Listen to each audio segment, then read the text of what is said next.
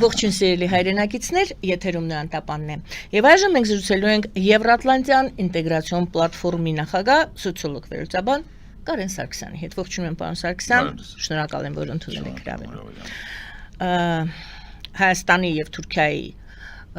ներկայացուցիչները, հատուկ ներկայացուցիչները հայ-թուրքական հարաբերությունների կարգավորման հանդիպեցին ընդ որում Հայաստանում, Հայաստանի արտգործնախարարությունում, Սերդար Քլիչն էր Երևանում։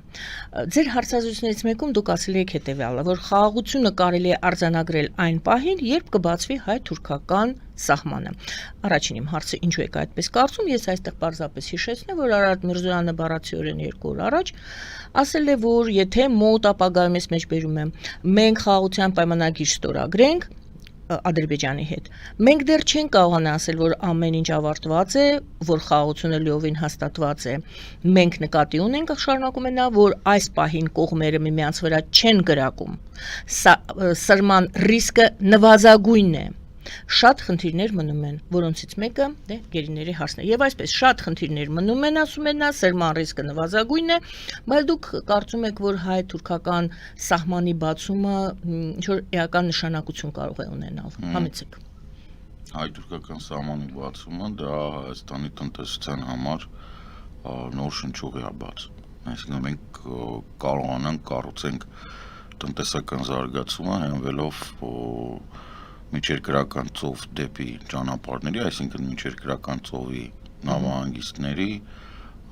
եթե նայենք ավտոմոբիլային տրանսպորտը, ապա ուղիղ Եվրամիություն եւ դեպի Սև ծով կրկնակի ուղիներ, այսինքն ինչ որ կոչմարի դանդնդել, ոչ միայն Վրաստանով, այլ նաեւ եթե անհրաժեշտություն կա դեպի Սև ծով դուրս գալու, սա է ամբողջ ասետքս։ Այսինքն միայն այդ պարագայում դու կարող ես ասել, որ խաղաղություն կա, որտեղ մենք իրականում 93 թվականից գործում ենք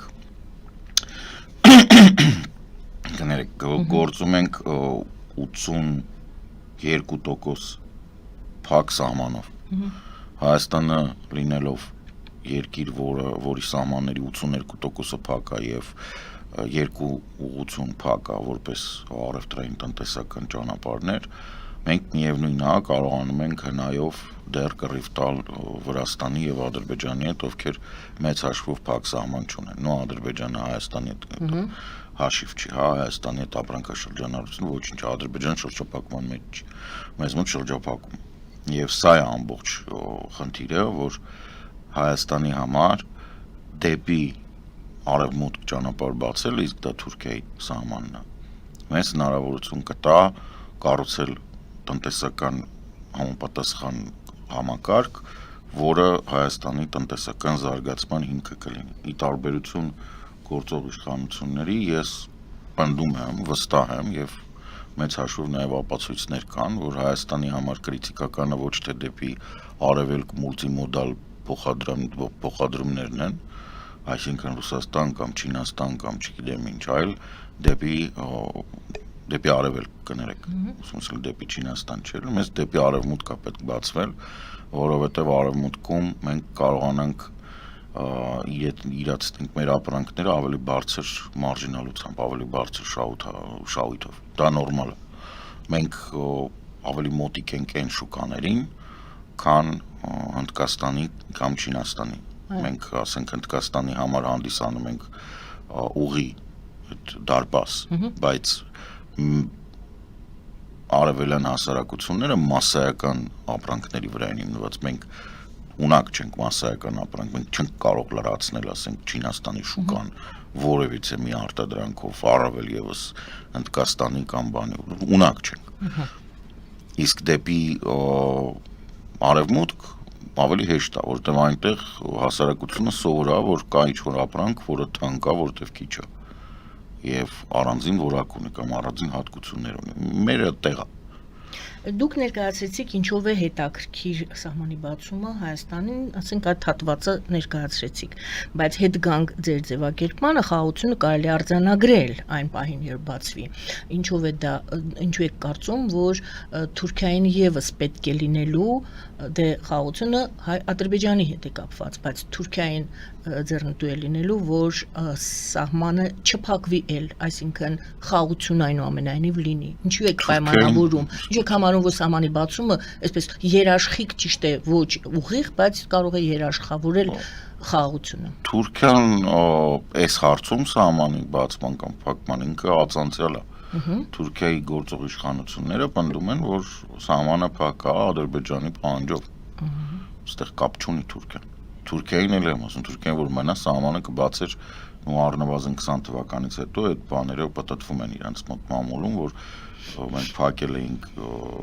կառավարի համար, կառավարի հիմա հետ ենք վերցրի, բացեք սահմանը։ Եք փակում։ Լավ։ Թուրքիայի նախագահի տեղակալը այցելել է Նախիջևան եւ ասել է հետեւյալը. Նախիջևան Իգդիր երթուղու մեր առաջին կանգառը կլինի Նախիջևանը։ Այն թուրքական աշխարհի ռազմավարական կենտրոններից մեկն է։ Թուրքական դարպասը։ Նա իր սոցցանցերում գրել է, մի խոսքով, որ պետք է այս բարեկեցության մթնոլորտը, որ մեր տարածաշրջանում կձևավորի թուրք-ադրբեջանական եղբայրությունը, սկսվելու է կամ գալու է հենց Նախիջևանից։ Ես պարզապես ուզում եմ հարցնել, ինչու է ընդգծում թուրքական կողմը Նախիջևանի կարևորությունը եւ նորից հետ ենք գալիս, ելի իմ ձևակերպումը տամ, արդյոք այս սահմանի բացումը Նախիջևանի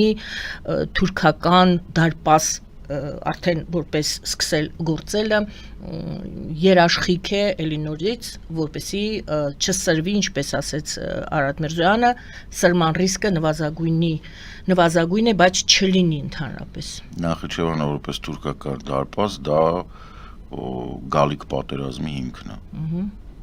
Վերջակետ։ Ես չգիտեմ ինչքան հիմար պետք է լինես, որ դրանից հետո ասես, որ դա խաղաղության հետ կապ չունի։ Դա կապ ունի գալիք պատերազմի հետ։ Ինչ պատերազմի։ Հայաստանի հերթական ոչնչացման փորձի։ Բայց ես որ ասում եմ պետք է Սյունիքը չկտրել, ինչի համար եմ ասում։ Նույնիսկ երկար խոսելու բան չկա։ Դե ամենայն դեպս փաստեր ներկայացրեցի այդ փաստը։ Այդ Սելջուկ բոլշևիկյան հրեշն է, այդ մեծ թուրանն է։ Այդ ամենամեծ վտանգն է, որը Հայաստանի վրա կարա կախված լինի հիմա 21-րդ դարի կեսերին։ Ու հոգնած մարդը սպիտակ տանը, որը Տրամփի ուղի է սարքում, որպեսզի կարճաժամկետ հարց լուծի իրեն Նետանյախուի համար, որպեսզի Իրանի այդ բանը իր արևին ինչ որ հարցեր լուծի, Սյունիքում ներկա լինի, իմանա ինչա գնում գալի, ինք ասենք այստեղ խնդիրը ամբողջությամբ դեղա որ Թուրքիայի հետ պետք է աշխատել եւ Թուրքիայի հետ աշխատանքը չպետք է լինի համաձայնվել ամեն ինչին ինչ որ թուրքերը ասում թուրքերը չեն հարգում տենց բան այսինքն Թուրքիայի հետ աշխատանքի մեջ դու պետք է կոշտ դիրքորոշում ունենաս Դե հիմա մարդը ասում է Նախիջևան Իգդիր երթուղու առաջին ինքը ոչ մեկ է իրան պետք է ասենք Վահանը Կոստանյան պատասխանի ականջներդ կկտրեմ կսարքեմ Չոբանի շուն Չենք լսել դեռ չենք լսել պատասխան Վահան ճանաչելով գիտեմ որ չի ասի ու Նիկոլին ճանաչելով գիտեմ որ ռիսկ չի անի ասի Նախիջևանը հին հայկական քաղաք է որը հայտնվել է Ադրբեջանում երկու ահաբեկչական բաների քեմալիստների եւ բոլշևիկների որոշմամբ Եվ այնտեղ մեծ իրավական հարց կալ է Նախիջևանի պատկանելություն։ Հենց որ Նախիջևանը թուրքական դարպաս չի, Նախիջևանը գրավել տարածք է էթնիկ զտումով։ Թուրքական աշխարհի ռազմավարական կենտրոններից Բացի դրանից այնտեղ կա նաև Իրան։ Եվ ես էսեն է ինչ որ ես ասում եի որ խնդիրը եթե դուք դիտարկում եք որ Մեղրիից Նախիջևանով ինչ որ ապրանք է գնալու, դուք խիստ սխալվում եք որ Մեղրի երասք Գյումրի ճանապարհը կաշխատի։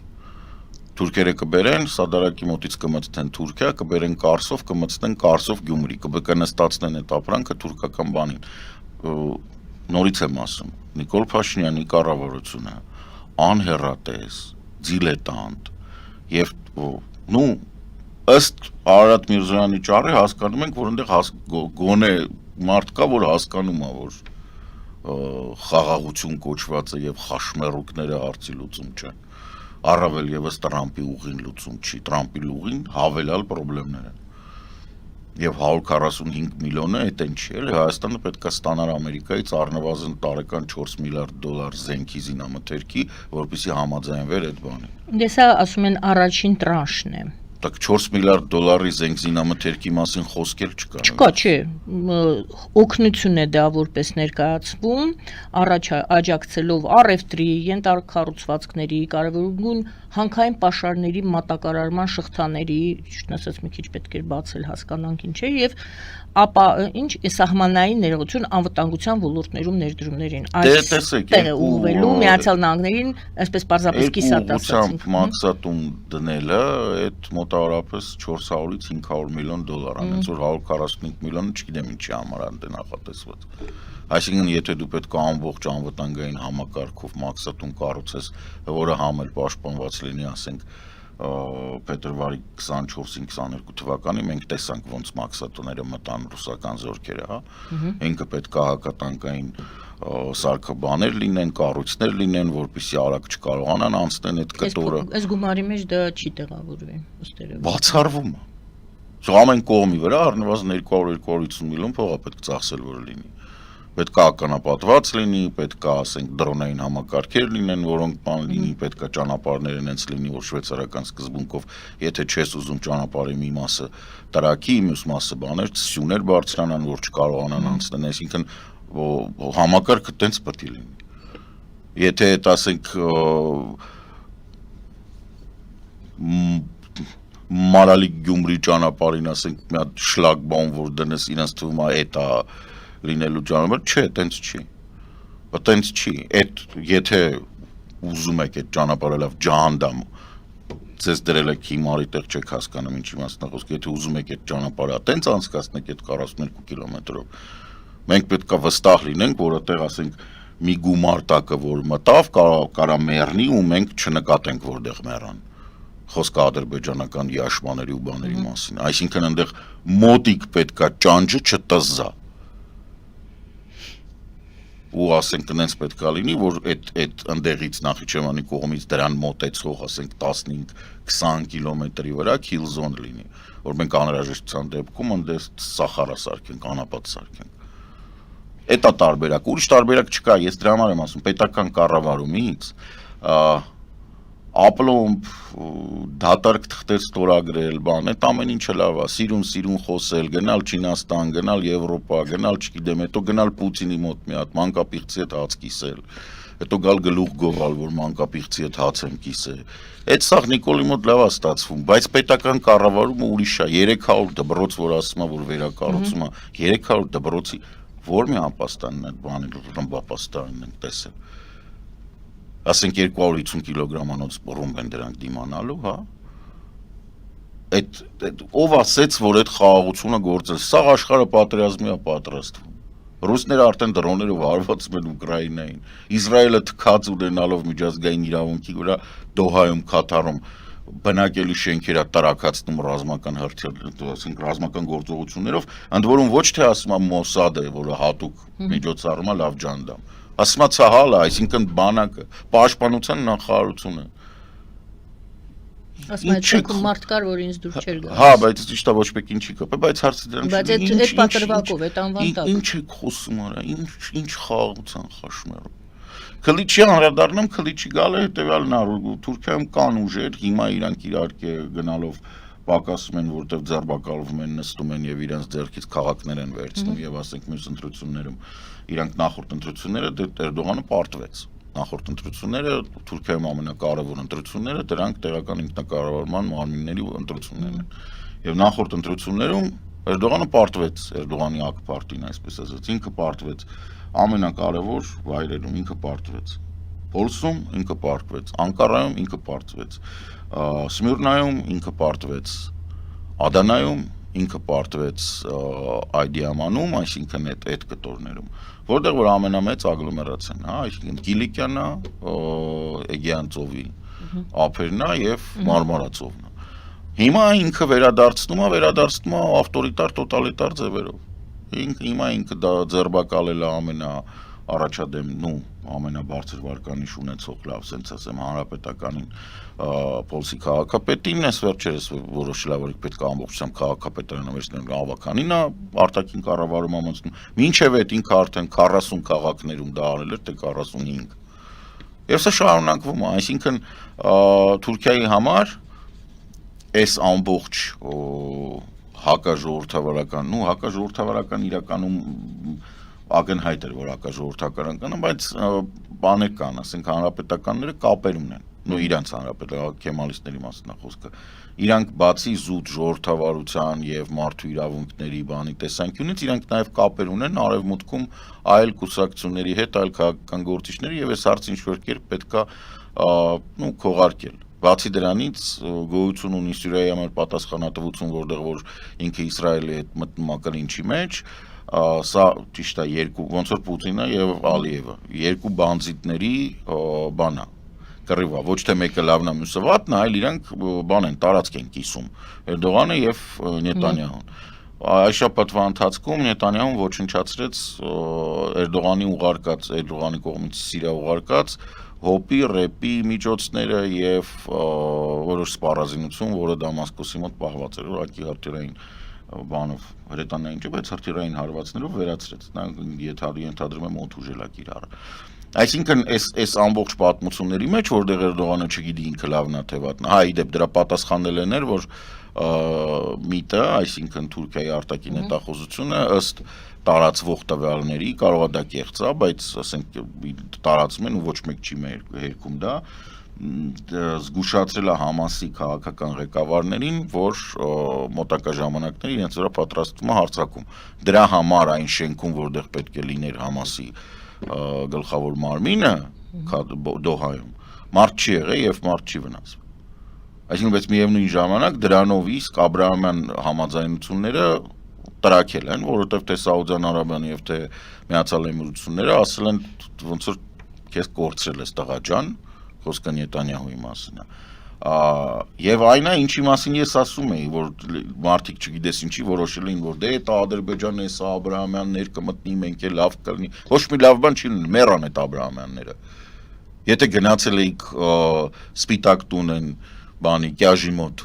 որպեսզի ինքը տենց Նոբելյան մրցանակ ստանա ու հավատացել էիք, որ ինքը սա Աբրահամյանը անելու, բոլորս Աբրահամյանի մեջ մտնելու ենք ու տենց ինչ-որ բան, չէ, ոչ մի բան չի լինելու, ոչ մի Աբրահամյան չի լինելու։ Պարզվում է, որ անիմաստ տեղն եք համաձայնվել։ Լավ, այդ իրանք անիմաստ տեղն են համաձայնվել, Թրամփը ինչպես է արձանագրում է դա։ Թրամփը դեմենցիայի մեջ է։ Թրամփը ՆԱՏՕ-ի վրա հարձակում է տեղի ունեցել։ Այո, Լեհաստանի Լեհաստանի վրա դրոներով հարձակվել են։ Թրամփը մի հատ դատարկ տվիտ է գրել։ Այդ չասած, որ խորացել էր բանի մեջ են սևամորթը, որ 15 անգամ պետքա դատեին, ոչ մի անգամ չէին դատել, հենց Յանին օրենք իմացե, կամ Իրան է մի 15 անգամ պետք է դատեին, չէին դատել։ Այստեղ հասկանում եք, էս է հարցը։ Որ Թրամփը իր վրա գործերի քանակով 32 ապացուցված մեղադրանք կա։ Երբ որ ինքը խոսում է նրա մասին, որ դատական համակարգը վատն է, բան, եղբայր մեկը դու ես։ Գնա նստի։ Եղբայրը կատակ արեցի, ինքը ինձ ինչ եղբայր, բայց ամեն դեպքում մեկը ինքն է։ Եվ այն բանը նեոֆաշիստը, որը Յուտայում սպանեցին, հա, իրոք ինքը տենց դե հիմա մարդ է, ոնց որ հա ողորմի, բայց մեր մեջ ասած չեմ կարող ասել, որ իր գաղափարները ինչ որ կերպ թույլ չէին տալիս ենթադրել, որ իրան չպետք է սպանեն։ Նետանյահու Թրամփ այս մի հատ դա էլ ավարտենք, որտեվ հետո գնալու ենք տեսնենք Բելարուսը եւ Ռուսաստանը։ Հա, Թրամփը Բելարուսին պատժամիջոցների տակից հանում է։ Այսինքն սա ինչ է, ինքը ուզում է ասի, որ Ամերիկայի Միացյալ Նահանգներում պետդեպարտամենտում, գլխավոր հետախուզականում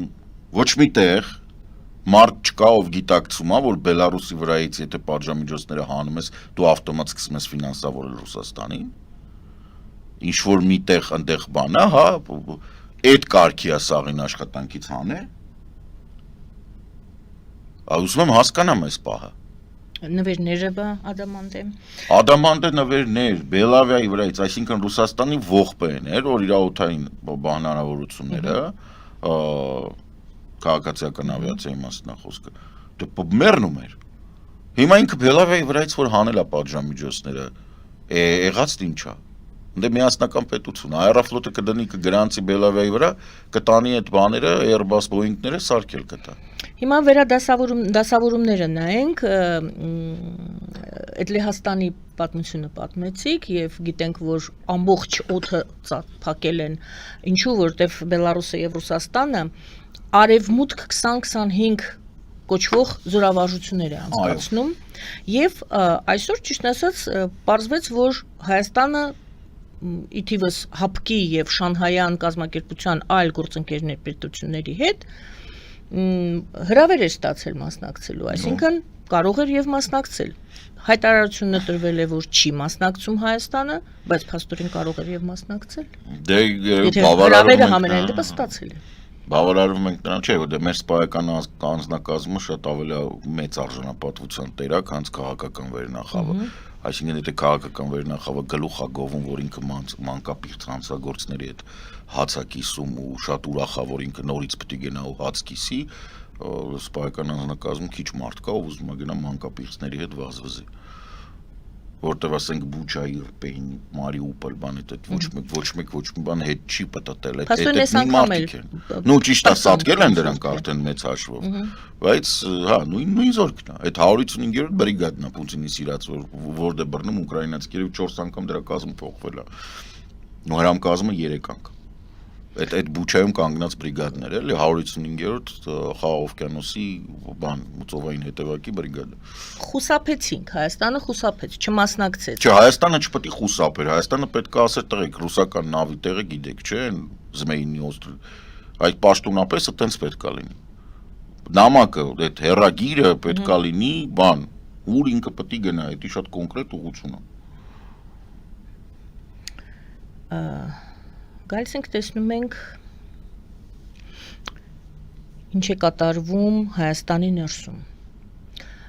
Էլի վերադառնում ենք Հայաստան-Ադրբեջան խոսակցություններին, մեծ աղմուկ բարձրացավ հանրության շրջանակներում, Ալեն Սիմոնյանի հայտարարությունը, որ ինչ է պատահել Մոսկվայում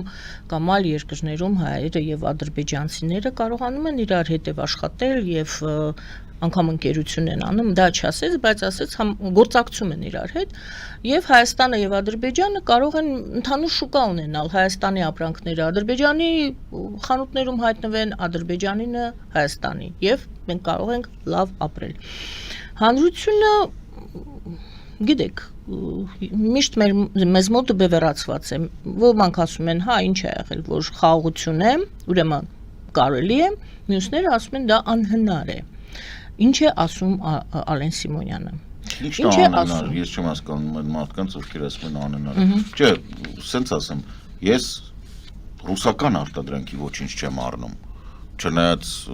բաները լիքն են, ու կոչ եմ անում բոլորին չառնել։ Այսինքն ԵԱՏՄ արտադրանք չսպառել ընդհանրապես։ Հիմա ինչ տարբերություն Ադրբեջանի թե ռուսական։ Ինչ տարբերություն բելարուսական թե ադրբեջանական, իմ համար 0 է տարբերությունը։ Ուրիշ հարց է, որ ինչ որ մեկը Հայաստան բերում է, չէ, Բրեստ-Լիտովսկի աղբը, այդ այսինքն Հայաստանում հայտնվելու է ադրբեջանական ապրանք։ Հայաստանում ադրբեջանական ապրանք կա, որը մտել է Վրաստանով միշտ։ Նուրի թեյը, որը չէ, Լվացքի փոշի ջանդամ, նուրի թեյը, դա ադրբեջանական է։ Բացի դրանից, գյուղատնտեսական ապրանքները, քանի որ մեզ մոտ ընդունված չի ծագման սերտիֆիկատների վրա ուշադրություն դարձնել, ոչ ոք չգիտի ինչ է մտել, Վրաստանից բան է գալիս։ Որ Վրաստանից գալիս է, դուք ինչ գիտեք, ինչ է։ Այսինքն խոսքը նրա մասին է, որ ազատ տնտեսական հարաբերություններում սպառումը անձի որոշումն է։ Հիմա ձեզ ասում են միշտ այդ հարցը ես տալիս եմ, եղբայր, դու ես չէ որոշում ինչ ես առնում։ Եթե ինչ որ մեկը բերում դնում է, եթե ձեռք չտա, չի բերի։ Ուրիշ հարց է, որ ասենք պետական գնումներից դա պետքա ինչ-որ կերպ բացառվի։ Պետական գնումներ պետքա չլինեն։ Չպետքա լինեն դպրոցների համար, մանկապարտեզների համար, որովհետև իրականում այդ թշնամանքը ոչ միտեղ չի կորել։ Կարող է Նելսոն Մանդելայի գրքում գրած է, որ վաու, թույնա բան հենց խաղաղություն է, միանգամից խաղաղություն է, բայց դա հիմարություն է, էշություն է, չկա տենց բան։ Այսինքն թշնամանքը մնալու է մոտավորապես հավերժ։ Ես հիշացնեմ, որ մեծ հաշվով ֆրանսիացիքի եւ բրիտանացիքի մեջ, ոչ թե բրետոնի, այլ մեծ Բրիտանիայի, Անգլիայի միջև, հարաբերությունները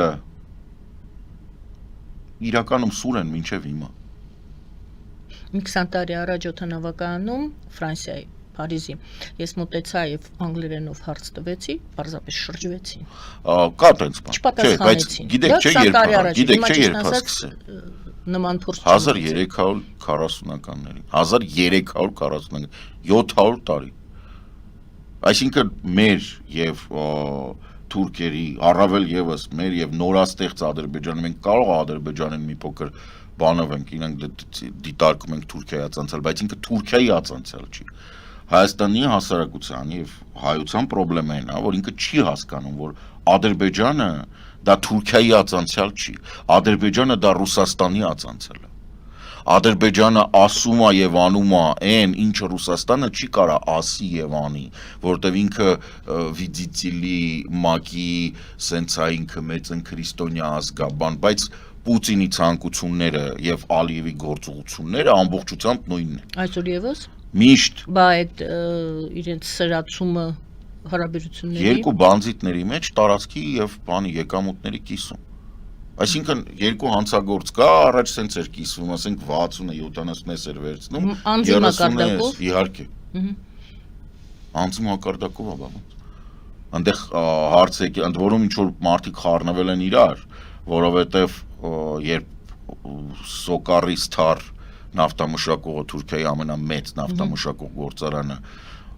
պատահաբար հայտնվեց պատժամիջոցների տակ, հայտնվեց, որովհետև ինքը ռուսական նավթ է մշակում։ Բայց մինչև այդ Եվրոպան տենց ասում էր, չէ, դա ադրբեջանական է, բայց դա նշանակում որ ինչ-որ մեկը օգտվելով այս կամ այն տեղեկատվական խողովակներից հրամցրել է, չէ, եվրոպացիքին, որ այդ մեր ռուսական նավթն է, մեր ռուսական նավթն է, հասկացաք ինչ եմ ասում։ Նույն բանը Լուկոյլն է։ Ասենք իրանք Լուկոյլը Ալիքբերովի ձեռքից վերցրեցին, սարքեցին պետական ռուսական, հիմա այդ Լուկոյլի նավթամշակող գործարանները օդում կախված են, որովհետև ռուսական նավթ չեն կարող մշակել, իսկ ադրբեջանական նավթն էլ արդեն կասկածելի է, որտեղ ամբողջը գրեթե խառնված է ռուսականի հետ։ Էսա թե Ռուսաստանի եւ բանի Ադրբեջանի եւ թե Թուրքիայի եւ Իսրայելի միջև կոնֆլիկտը շատ տենց անձնավորված է։ Իրականում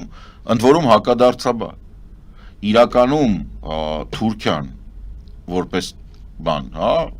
այդ տարածաշրջանի բնակվող ինչ-որ մարդիկ, եթե վերնախավը չվերցնես, խորը ատելությամբ է լցված Իսրայելի նկատմամբ որպես պետություն, բայց ոչ որպես հրեաների։ Այս շատ հետաքրքիր, որպես Իսրայել իրենք բան են, բայց հրեաներ դե քիչ չեն հանդիպել այդպես ինչ-որ բան չկա։ Եվ հակառակը Օրինակ ադրբեջանցիների համար Ռուսաստանը բացական չի, ինքը դրական է։ Բա ինչ որ հարցումների արդյունքներ էին պատկանում գոյություն ունի տոտալիտար պետություններում հարցում։ Բացի դրանից մեր մոտ էլ էս հարցումները, որ մեկ-մեկ հրապարակում են, ասում են, ոչ մեկ ուշադրություն չդարձ, հեռախոսային հարցում են անցկացնում մարդիկ։ Պատկերացրեք, նստած եք տանը, մեկը զանգում է ձեր բջջային հեռախոսին, ասում է բարև ձեզ, մենք անցկացնում ենք անանուն հարցում։ Ձեզ մոտ միանգամից բան չի, արձագանք չի արվում, ապուշ է սրա։ Հեռախոսից վրա էս զանգ է։ Այսինքն տելսելի ապարատով հասցես գիտես։ Նույնիսկ հեռախոսից պարտ կգիտես։ Ինչ ես խոսում։ Ոնց է դա անանուն։ Այդ անանուն հարցումները, ուրեմն, քանի որ դիլետանտները մեզ մոտ նաև Սերժ Սարգսյանի եւ Միքայել Մինասյանի թեթև ձեռքով հայտնվեցին այդ դաշտում, պրոֆիլներին հանեցին։ Բացատրեմ, որ մարդիկ իմանան։ Ուրեմն քաղաքական հարցումը չեն անում հեռախոսով։ Հեռախոսով անում են մարքեթինգային, բայց ձեզ կարան զանգեն ասեն, իսկ դուք տայդ եք նախընտրում, թե չգիտեմ, ինչ տենց լվացքի փոշի կամ բանի Աման Լևանալու հեղուկը ինչ հոտով եք նախընտրում, բանի ինչ ասեմ, ելակի թե ապելսինի, նարինջի, ինչ գույնի, կարմիր թե կանաչ, այդ տենց հարցումներ կարան անեն։ Այդ նորմալ է, բայց երբ որ քեզ զանգում են, ասում են նախ 5 րոպե ժամանակ ունեք, հա, ու 40 րոպե կթում են։ Խնդալու է։ Եվ որքանով է հնարավոր, որ ճիշտ են պատասխանները ստանում, դա էլ այլ հարց են 50% դեպքերում մարդիկ գլխարան են անում։ Միանշանակ։ Ուղղակի գլխարան։ Ում է պետք շատ լուրջ։ Հա, այն որ սենց ինչ-որ դա ինչ է։ Լավ, այդ մենք մի քիչ շեղեցինք այն մասով, որ Ադրբեջանի համար Ռուսաստանը մենք հետ գանք Իսրայելի ադրբեջանցիների համար Ռուսաստանը հարազատ տեղ է, որովհետև ադրբեջանցիները իրականում իրանց համար իրանք ստեղծված են ռուսների կողմից, բոլշևիկների, հա, մինչև էդ իրանք ոչ մեկ էին։ Ախր իրանք նոքյար են, պրոբլեմը որն է, այդ ամենացածր մակարդակի բաները Ադրբեջան, հիմա դե սահմանը փակ է 20 թվականից չեն դուրս գալիս, բայց մինչև այդ մի մասը Թուրքիա դուրս են եկել, իրանք գիտեն, որ իրանք շիա շուն են, սունիների մոտ իրանք շուն են, այսինքն վատ իմաստով, իրանք շատ վատ են վերաբերում, շատ ավելի վատ քան քրիստոնյաներին։ Ու քանի որ իրանք համել անկիրթ են, համել բան են, ուղղակի գործի վրա, հողի վրա լավ գործ են անում կամ ինչ-որ սևագործ բան են անում, դրա համար Թուրքիայում բան են Ադրբեջանը ուրեմն դիտարկեցինք, բայց թեման բացվեց, դրա համար փորձ ենք ամփոփել։ Ադրբեջանցու համար մի թեմա է, Ադրբեջանի համար Ադրբեջան չկա, կա Ալիև Պաշայևանը, եւ կան մարդիկ, ովքեր բնակվում են։ Բայց մյուս կողմից էլ ադրբեջանցիները, քանի որ սեփական դուք ասում եք, այսպես կարծիք չեն կարող ունենալ կամ գոնե արտահայտել այդ կարծիքը, նշանակում է Ալիև ենք վերցնում։ Արդեն էլ չենք ասում ադրբեջանցի, Ադրբեջան, միանգամից Ալիև, ուրեմն Ռուսաստան, այնտեղ տատիկ, պապիկ, մամա, պապայի հարց է։ Ռուսաստան, Իսրայել, Թուրքիա։ Էրդողանի վարկանիշը Ալիևի վարկանիշից բարձր է, այդ մենք գիտենք, որտեվ Թուրքիան անում է հարցումներ, որը չեն կարող փակեն, որտեվ առնվազն 23 թիվը, մինչև իրանք կախված էին թուրքական ռազմական օժանդակությունից, դա տենց էր 24-ը նոր ավարտվել, չեն հրապարակել կամ բան են արել։ Բայց Թուրքիան օրինակ այդ իրանց բանակի գլխավոր հրամանատարներից մեկին հետ բերեց Թուրքիա, նստացրեց առաջի բանակի հրամանատարին կա Ադրբեջանում էր նստած որպես գլխավոր շտաբի պետի տեղակալ թե օպերատիվ վարչության պետ։ Ինչ վերաբերվում է Թուրքիային, Թուրքիան լավ է, բայց հեռու է, իսկ փող կարելի է աշխատել Ռուսաստան։ Այնուամենայնիվ Ռուսաստանը առաջի տեղ։ Ռուսաստանը մոտիկ է։ Ռուսաստանը ավելի հասկանալի է։ Իսրայելի արժեքը այդ դեպքում Ադրբեջանի համար։ Այդքան չեմ խորացել ադրբեջանական բանի միջուց, ինչ չի թվում, որ իրանցից ինչ-որ մեկը տեղյակ է դրան։ Իսլամական աշխարհում Իսրայելի հանդեպ լավ վերաբերմունք չկա։ Դե Ադրբեջանը փորձում է ցույց տալ, որ Իսրայելի կողքին է եւ երախտամոռ չէ։ Ալիևը։ Ադրբեջանը չէ, Ալիևը։ Բարի, քանի որ շաբաթվա կարևորագույն իրադարձություններն ենք այսպես ամփոփում, ու կարևորագույն չէ, բայց այն ինչի մասին խոսում են մարդիկ, ասենց ասեմ։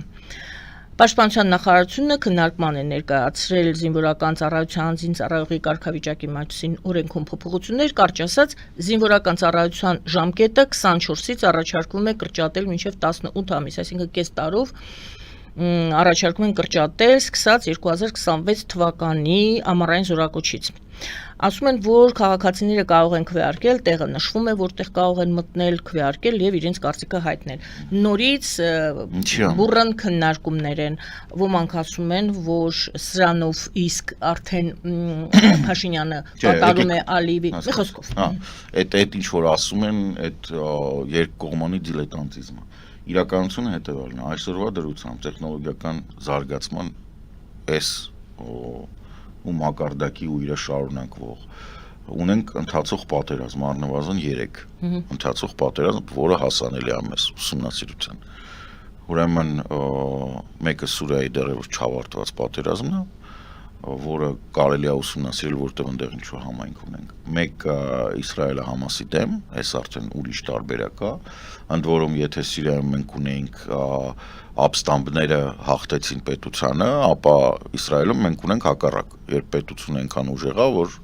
ապստամբներին վերացնում է։ Եվ ունենք ուկրաինական պատերազմը, որը կոնվենցիոնալ պատերազմ է ամբողջ նոմենկլատուրայի կիրառմամբ, հա, բալիստիկ հրթիռներից մինչև հետախուզական օպերացիաներ խորը թիկունքում, հիշեցնեմ այդ Պաուտինա օպերացիան, որի շնորհիվ ռուսական ռազմավարական ավիացիայի զգալի մասը ոչնչացած։ Ինչ եմ ասում, ուրեմն որպեսզի դու պատրաստ ես զինվոր, դու իրան 6 ամիս պետքա ֆիզիկականը կարգի բերես, մոտավորապես 1 տարի պետքա սովորացնես իր անձնական զենքի եւ հնարավոր կիրառման այլ միջոցների ուսումնասիրությունը բանանես եւ 6 ամիս իրան խորացնես, մասնագիտացնես։ Դու չես կարող 2 տարուց պակաս անել։ Ուրեմն կրկնում, ամբողջ Եվրոպան ավելաց, ոչ միայն ավելացնում, երկրներ, որոնք հանել էին այդ բան,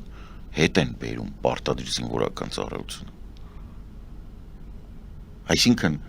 այս քայլը խոսում է նրա մասին, որ քաղաքացիական պայմանագիր կուսակցության ղեկավարը, իսկ խոսքը ակնհայտորեն, ես չեմ հավատում, որ ասենք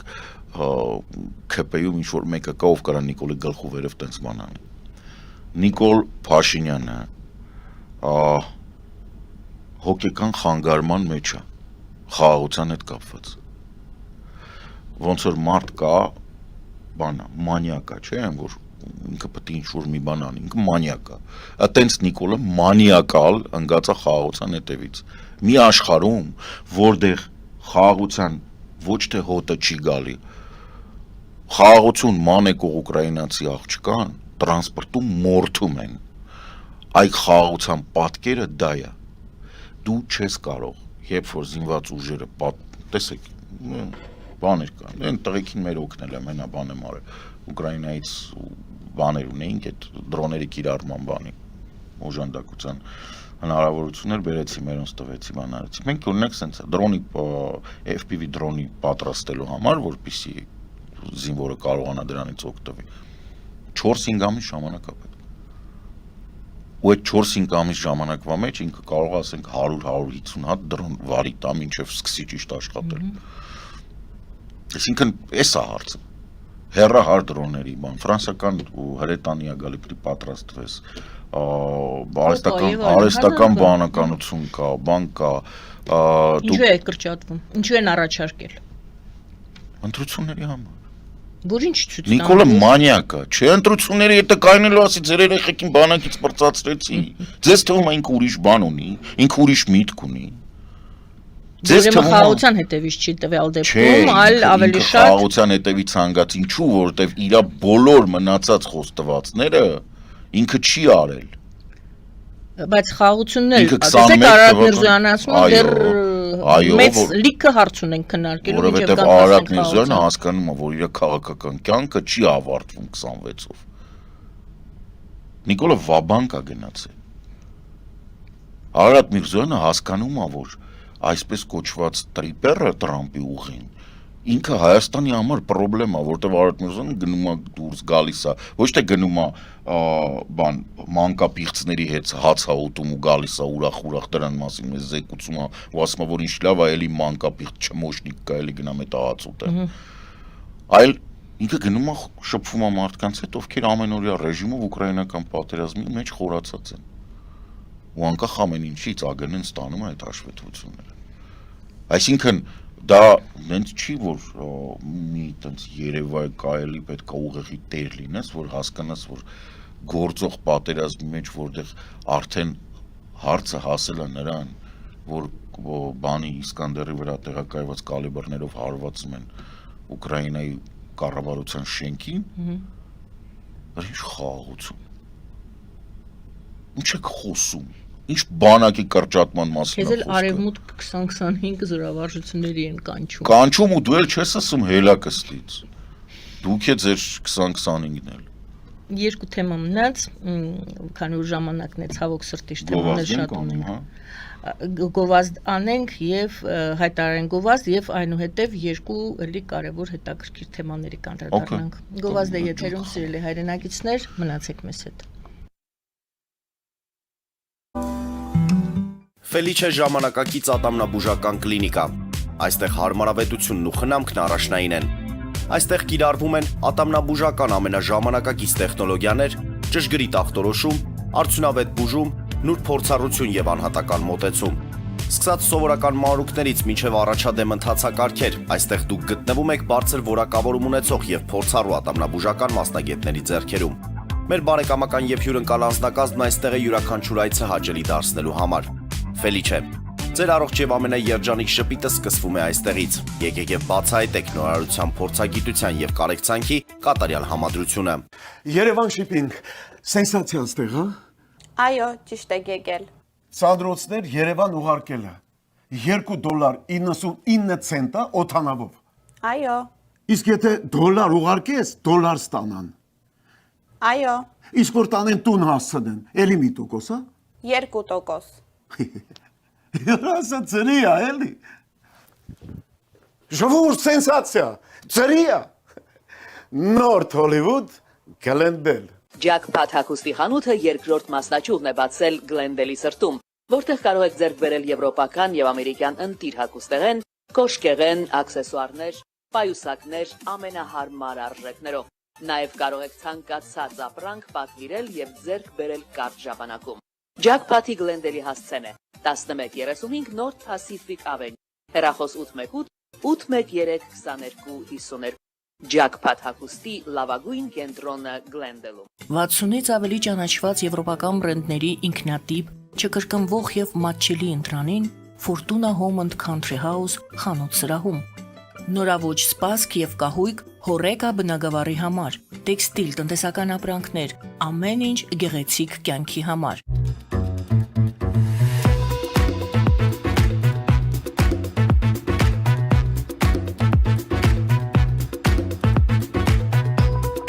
Արարատ ռեստորան, ընտանեկան եւ ընկերական ժամանցի լավագույն հասցե, սիրված արտիստներ, հյուրընկալ մթնոլորտ, հարուստ ճաշացան, անմահական խորտիկներ, Արարատ ռեստորան, հասցեն անփոփոխ, սիրով սպասում ենք ձեզ։ Լավագույն պաղպաղակ, բնական, համեղ եւ մատչելի գներով պաղպաղակը կարող եք ձեռք բերել բոլոր հայկական խանութներում։ Պահանջեք հայկական պաղպաղակ, Թամարա պաղպաղակ։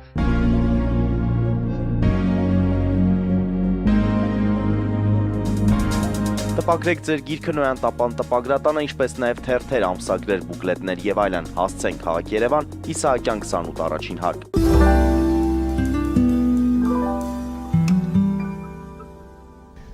Սիրելի հայրենակիցներ, հիշեցնեմ, որ զրուցում ենք Կարեն Սարգսյանի հետ, Եվրատլանտյան ինտեգրացիոն պլատֆորմի նախագահ, սոցիոլոգ վերլուծաբան։ Պարոն Սարգսյան, ձեր, ասեմ, տելեգրամյան ալիքում նկատեցի, որ դուք հետևյալ գրառումն եք թողել, Ֆրանսիայի նոր վարչապետը նախկինում զորաց նախարար է եւ նշում եք, որ Ֆրանսիայում պաշտպանության նախարարություն չի եղել կամ այդպես չի կոչվել, մեր լավ ընկեր Սեբաստիեն Լեկորնյուն է։ Ինչով է։ Ինչ գիտեք իր մասին եւ ինչու եք համարում, որ ինքը մեր լավ ընկերն է։ Ընդհանրապես հայ-ֆրանսիական հարաբերությունները վերջին շրջանում դրա մասին չափից չենք խոսում։ Դա մեծ սխալ է իհարկե, որովհետեւ իրականում հայ-ֆրանսիական հարաբերությունները այն ողնաշարն են, որի վրա պետք է կառուցվի Հայաստանի արժանապատիվ եւ այնց բարորած ապագան է, որ ասենք, որի շուրջ որ մենք պետք է հետագա զարգացումը ընդհանուր առմամբ տեսնենք։ Ինչու, որովհետև Ֆրանսիան շարունակում է մնալ Գերմանիայի հետ մեկտեղ, բայց Ֆրանսիան հանդիսանում է Եվրամիության քաղաքական եւ ռազմական առաջնորդ եւ այս դարում, քանի որ խոսքը այլևս խաղաղության տարբեր տեսակի խաշմարուկների մասին չի, այլ իրականում գերրացիոնալ կայուն եւ արժանապատիվ ապագայի մասին, այստեղ հարցը գալիս է հենց Ֆրանսիայի ձայնի ծանրակշռության։ Ինչ վերաբերում է Սեբաստիեն Լեկորնուին, ապա ինքը հանդիսանում է Մակրոնի ամենամտերիմ եւ հավատարիմ կուսակիցներից եւ թիմի անդամներից, որը շատ վաղուց դեռ 17 թվականից հետն է, այսինքն մարդիկ եկե գնացել են, բայց Լեկորնու մնացել է։ Ինքը լինելով զորաց նախարար, այսպես ասած, ասեմ այնտեղ հարցը, որ նա Ֆրանսիան շատ երբեք չի ունեցել պաշտպանության նախարարի, իր մոտ հարձակման նախարարությունը։ Այդ Տրամպը որ վերցրել է, իրանցից ապել է չարել։ Թրամփի պատերազմի նախարարը ինքը իրականում բան է։ Եվ դա շատ վաղուց է։ Բացի դրանից Ֆրանսիան միակ երկիրն է, ում միջուկային զենքի կիրառման դոկտրինում մտցված է կանխարգելիչ հարված։ Այսինքն եթե Ֆրանսիան գնահատում է, որ ինչ-որ պրոբլեմ կա, որը կարա հետո դառնա, ինքը ասում է ես կարամ խփեմ, հետո կերևա։ Դա Բոնապարտի իհարկե շնորհքն է եւ Դեգոլի, այսինքն դա մեծ ռազմաքաղաքական գործիչների։ Ֆրանսիան ավելի շուտ ռազմաքաղաքական, տեսեք Գերմանիան որքան էլ որ տենց հայտնի է իր ռազմատենչ բաներով, բայց ռազմաքաղաքական առաջնորդությունը միշտ եղել է Ֆրանսիային։ Լինի դա Ռիշելիեն, լինի դա ասենք բանը, լինի դա արդեն Բոնապարտը, Դեգոլը, եւ ինչքան էլ որ տարօրինակ է հիմա Մակրոն, որովհետեւ Մակրոնի հանդեպ հիմա ներքին ընդվզումներ կան։ Մակրոնի դիրքերը դրել են։ Մակրոնի դեմ ընդվզումներ կան, որոնք պայմանավորված են Մակրոնի ահռելի ուժեղ դիրքերով, որպես ռազմաքաղաքական առաջնորդ համաշխարհային մեծ Եվրատլանտյան աշխարհում, այսինքն մարտով մի քանի անգամ Տրամփին սպիտակ տանը սուտասան հանեց եւ ասենք կարողանում է իր գիծը տանի եւ հասցնում հաջողության։ Սա բերել է նրան, որ իր դեմ Մակրոնի դեմ աշխատում են թե ռուսները, որովհետեւ Մակրոնն է հանդիսանում առաջնորդը ուկրաինական օժանդակության չնայած բազմաթիվ մարդիկ Ուկրաինայում դրան չեն ուզում ընդունեն, առաջինը հիշեցնեմ, օրինակ տանկային ու ծանր զրահատեխնիկա տրամադրեց հենց Մակրոնը, ինչպես նաև կործանիչների այդ բանը, միրաժներին կտվեց, հետո նորով 16-ական։ Մակրոնի դեմ աշխատում են ռուսները, Մակրոնի դեմ աշխատում է Իսրայելը, Նետանյահուն, Մակրոնի դեմ աշխատում է Իսրայելի ճորտ Դոնալդ Տրամփը, ընդ որում Ամերիկան բավականին լուրջ քայլ է, ինքը կնեն Տրամփի փեսունա նշանակե Փարիզում դեսպան։ Չէ, փեսու, բանը, խնամուն, փեսու հորը, Կուշների հորը։ Եվ հիմա ընդվզումները Մակրոնի դեմ դա ամբողջությամբ դրսից սարկած է։ Պարզ է, ինչ որ հիմար բաներ են խոսում։ Այսինքն ակնհայտ է։ Որքանով է իսկապես թույլ, վտանգավոր։ Թույլը որն է, իր վերջի ժամկետն է, ասենք ինքը թույլ չի հետա։ Հիմա իրանք պետք է յոլա գնա։ Լավ, իսկ ինչու չենք լսում։ Ընդ որում հիմիկվա այս ընդվզումները միանք ինչ են ասում։ Իրանք ասում են, որ Ուկրաինայի օժանդակությունը պետք է դադարի, այսօր փողոց են դուրս եկել։ Իրանք ասում են, որ չէ, գիտեք, բանը վերջի առաջարկը կառավարության Ֆրանսիային այն էր, որ երկու աշխատանքային օր պետք է ավելացվեր, որտեղ ինչ-որ երկու տոն կար, որոնք անկապտոներ էին։ Այդ տոները պետք է կրճատվեր։ Դրա շնորհիվ եւ մի փոքր հարկային բան է, հա, դա խնդրումը 46 միլիարդով ավելանում էր, ասենք եկամտային մասը, այսինքն կարողանում են ինչ-որ մի բան փակել։ Ընդ որում այդ գումարը գնալու էր հենց այն մարդկանց խնդիրները հոգալու, որոնք հիմա դուրս են եկել փողոց, ասում են չէ։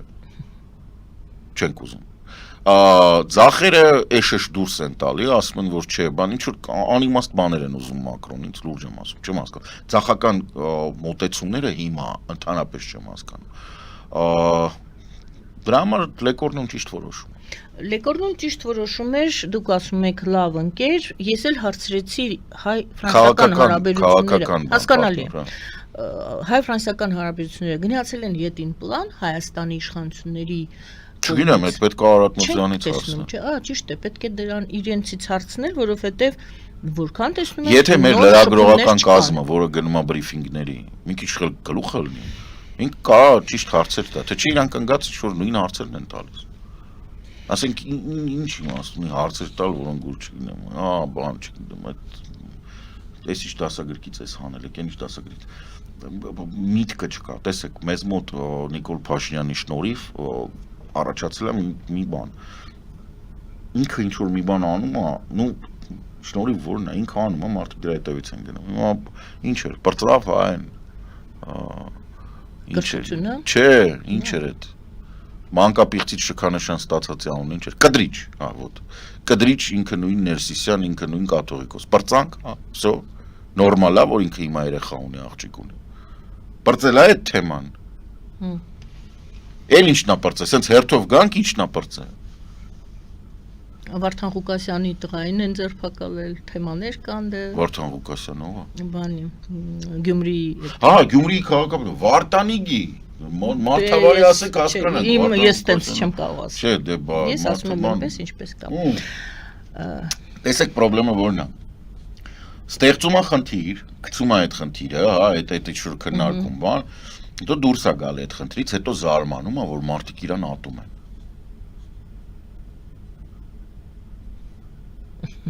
Սեպտեմբերի սկիզբա, չէ, ինչ է, իսկ վաղտնա են, ինչ էր ասում, որ կրթությունը բիկինի պես պետք է նորաձև լինի։ Ուր եք ելեք բիկինիներով, շորցիկներով մի հատ բեմ խոսացեք։ Թե այն, որ արդեն հարցը տվեցին, ասցին, իսկ ինչի եք դուք հանրային հեռուստատեսության prime time-ը անվճար տրամադրում վարչապետին նախընտրական բաների համար, դրանից հետո պրծավ։ Այսինքն խոսքը ինչն է, սեպտեմբեր է, չէ, հիմա գնացեք գյուղ առ գյուղ, հեծանիվով, որ փող չծախսեք։ Գնացեք իջեք հեծանիվով ու ասեք, որ կրթությունը դա լուրջ բան է։ Ցանկալի է, որ այդ ամեն ինչը լինի նաև եթերում, որ նաև մենք տեսնենք ձեզ ինչ հարց են տալի։ Ոչ թե պայմանավորված գյուղացիների բերեք, այլ իրական գյուղացիների հետ հանդիպեք։ Որպեսզի իրանք ասեն, որ ախր դասատուն ինձանից, չգիտեմ, առանձնապես խելացի չի, կամ մեր գեղի, ասենք, ֆեստյուլն է, ինչ պետք է սովորացնի երեխոս։ Որ հարց առաջանա, տղեկ, բա այդ որ ուզում եք ամբողջ ակադեմիական քաղաքը հանեք Երևանից դուրս, այդ ընթացքում բա դասատու բան որտեղ եք պատրաստելու։ Թե այդ ուղղակի բանը անիֆի պես պետքա մսխենք այդ փողերը բան գերմանական ճակերտավոր ընկերություն, որը ճակերտավոր ահռելի մեծ գործեր արես, սաղ գծել այն շուտ բաներ, էլի երբեք բան չի կառուցել։ Գծագիրն է պատրաստել, հա։ Հա, ինքը դուրսն էլ է հայտնի նրանով, որ լիքը գծագրեր ունի։ Թե չէ իրականում 2000-ականների կեսերին մի հատ Բերլինի բանի ինչ որ շենքի տանիք է սարքել։ Կապրենք կտեսնենք վերջին լուրը Հայաստանին չի վերաբերում, չնայած ինչու ոչ, պետական գնումները գիտենք, դուք անիֆը հիշեցիք, դա իհարկե այդ գնում չէր, բայց հետաքրքիր նորություն։ Դա գնում չէր, դա փախուստ էր։ Փախուստ էր, այո, գնումը դարձավ փախուստ։ Ալբանիան դարձավ աշխարհում առաջին երկիրը, որը նախարարի պաշտոնում նշանակեց արհեստական բանականություն։ Նախարարի անունը Դիելլա է եւ նախարարը կզբաղվի պետ գնումներով։ Գիտեք ինչ է այս նորության մեջ ամենահաճելին, ամենալավը։ Ես ինձ համար բացահայտեցի, որ Տրամպը, որ ասում էր Ալբանիա, ճիշտ էր ասում։ Այսինքն Նիկոլը հրաշալի վարչապետ կլիներ Ալբանիայի համար, որովհետեւ Ալբանիան 4 կողմից շրջափակված է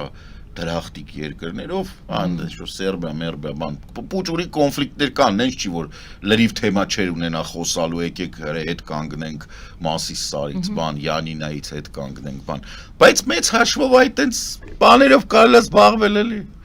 Չէ, բայց հետաքրքիր զարգացում։ Դե հասկանում եք, այդ ինչն է լավ կյանքից է։ Հետաքրքիր զարգացում։ Ես մեր դեսպանը այնտեղ ինձ թվում է շուտով կգրի դրա մասին։ Հետաքրքիր կլինի ընդհանրապես հասկանալ ինչա, դենց ալբաներին չեմ տիրապետում, բայց ալբանացիք դենց ամբողջ Եվրոպայում ժամանակին հայտնի են։ Մի խոսքով արհեստական մարդկային արհեստական։ Տեսեք, դա արհեստական կոռուպցիայի դեմ պայքարի մի մաս է, որովհետև Ալբանիան շատ կոռումպացված երկիր է։ Ալբանիայում նու սենց ասեմ, ֆիլմերից բոլորիս հայտնի է, չգիտեմ ինչքանով է ճիշտ չեմ պնդում, բայց երբևիցե Ալբանիայի կառավարության կողմից չի հերքվել, որ եվրոպական կրիմինալի զգալի մասը էթնիկ առումով ալբանացիներ են։ Եվ այդ կոռուպցիան Ալբանիայի կյանքի մի մասն է։ Հիմա պետական գնումների մեջ բերեմ մտցրել են արհեստական բանականություն, որը երևի թե կորոշի բան ֆեստուլնա ճիշտ թե ֆրանգ։ Նախադեպ է հետաքրքիր։ Ահա նախադեպ անշուշտ դրանով է կմտնեմ պատմության մեջ։ Դե դրա համար եմ ասում էլի Նիկոլի համար իդեալական տեղ է։ Ինքը կոռուպցիան չի դուրս գա։ Այս դեպքում եւս Եվս չի դուրս գա, ժողովուրդ, արհեստական բանականությունը հարցի լուծում չի։ ձիելային խափելու են, Ձիելային չէ, ձիելային կանջատեն երբ որ պետք։ կանջատեն, հա։ Կամ ասենք ձիելան որ դուրս տվես, դուք ինչ եք իմանալու ձիելայի որոշումներ, թե մեկը նույն այդ բանի փոխվարչապետի, որը ուղակի կասի դες մեզ ձիելան ասեց, որ ասենք չգիտեմ, գագուլիկը պետքա կրի այս տենդերը։ Ինչ եք իմանալու, գագուլիկն է թե գագուլիկը չի։ 26 թվականին նախ ընտրություններին པարզ կլինի ում ենք ընտրելու։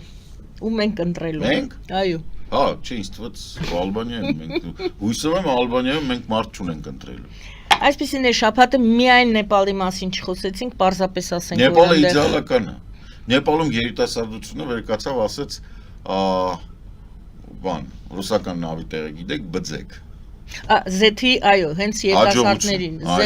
Z-ը լավ չի հիմա ուղղակի ուկրաինական ցավոք սրտի, բայց դե դա ցույց է տալի 2000-ականների Դա որ ինտերնետը փակվում, չի, բձեքին, այսինքն անցյալը պետք է զբաղվի անցյալով, հասկանում եք։ Դաժան էր, բայց Չէ, ամենակարևորը, որ Նեպալում, իրականում Նեպալը բավականին կռվարար մարդիկ են, գույքերը ընդեղից են, այդ ամենաբան մարտունակ ժողովուրդն է։ Իրանք վերկացան ասցին, թե ոչմ արխիվացնում ենք ձեր անցյալը, գնացիք։ Ուրիշ հարց է, որ քանի որ երիտասարդ են